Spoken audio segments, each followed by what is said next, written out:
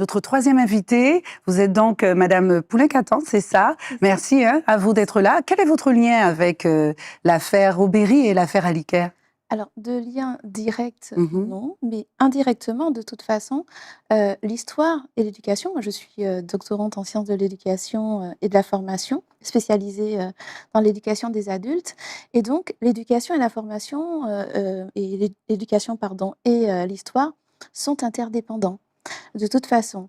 Et effectivement, l'histoire est un de ces leviers qui nous permet d'amener à une éducation je dirais, transformative, une éducation qui donne sens à ce que nous faisons dans notre vie quotidienne et à tous ces projets sociétaux que nous voulons voir émerger.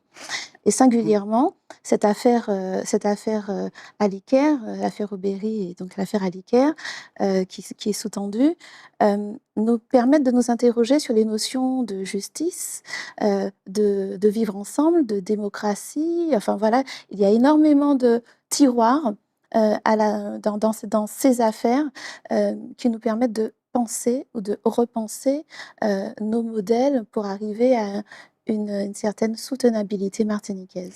Selon vous, la place de la mémoire dans la construction identitaire en Martinique est importante pour nos jeunes d'aujourd'hui encore?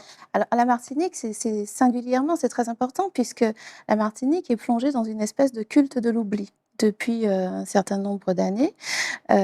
Choix a été fait, conscient ou inconscient, je ne suis pas là pour en juger, mais choix a été fait de nous plonger dans un culte de l'oubli. Donc on a effacé ce qui fait mal, pour ouvrir de nouvelles choses, hein. L'effacement, on le voit notamment au travers des plantations qui sont devenues plus des lieux d'exposition que des lieux d'apprentissage d'une mémoire, d'une histoire martiniquaise.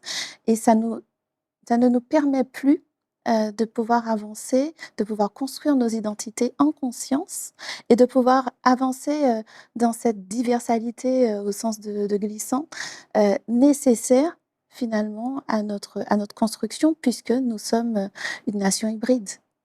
Une nation hybride.